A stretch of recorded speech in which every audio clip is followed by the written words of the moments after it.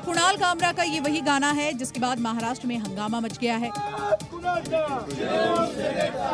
कामरा ने सीधे सीधे किसी का नाम तो नहीं लिया, लेकिन इशारा एकनाथ शिंदे की तरफ बताया जा रहा है। इधर वीडियो सामने आने के बाद शिंदे गुट के शिवसैनिक कामरा के स्टूडियो पहुंच गए और जमकर तोड़फोड़ की। स्टूडियो में रखे फर्नीचर और शीशे तोड़ डाले।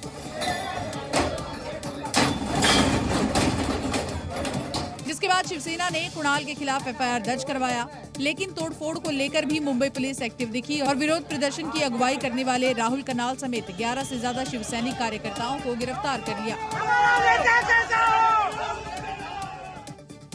लेकिन इन सब के बीच अब कुणाल के स्टूडियो पर बुलडोजर एक्शन की मांग भी उठने लगी है।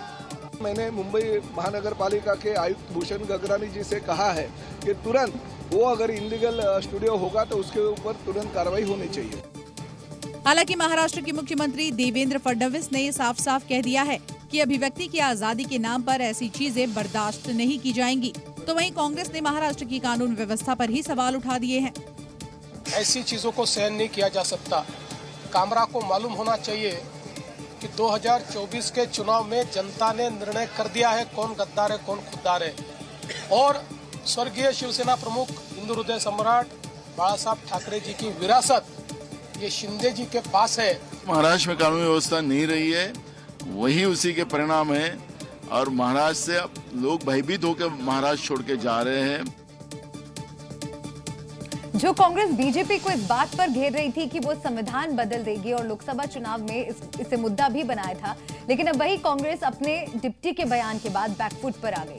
दरअसल कर्नाटक सरकार ठेकेदारी में मुस्लिमों को 4% आरक्षण देने के प्रावधान पहले से घिरी थी, लेकिन अब deputy CM DK Shivakumar के संविधान को लेकर दिए गए बयान के बाद ये विरोध और तेज हो गया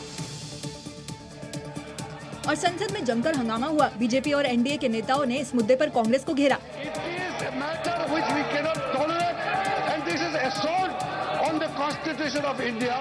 कांग्रेस ने अपने डिप्टी का इस मुद्दे पर बचाव किया तो केंद्रीय मंत्री जेपी नड्डा ने कांग्रेस को आड़े हाथ ले लिया। देश का संविधान जो डॉक्टर बाबा साहब अम्बेडकर ने बनाया वो कोई बना नहीं सकता, रिजर्वेशन की कोई खत्म नहीं कर सकता।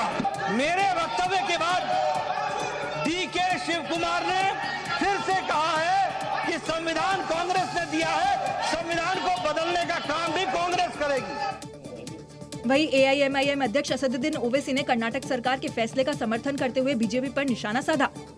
बिहार में नहीं मिल रहा है क्या बैकवर्ड क्लास कैटेगरी में, जो रिलीजन की बुनियाद पर नहीं दिया जा रहा है, उनके सोशल एजुकेशनल बैकवर्डनेस की बुनियाद पर, और आप जो कास्ट से ताल्लुक रखते हैं बैकवर्ड क्लास उस बुनियाद पर दिया जा रहा है। तो ये समझने की कोशिश नहीं कर रहे हैं।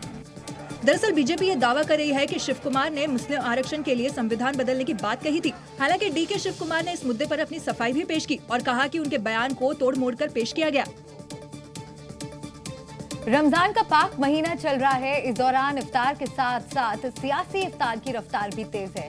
अलग अलग राजनीतिक दल अपनी धर्मनिरपेक्षता दिखाने के लिए इफ्तार का आयोजन करते हैं या फिर उसमें शामिल होते हैं, लेकिन चुनावी साल वाले बिहार में इफ्तार की सियासत कुछ अलग है।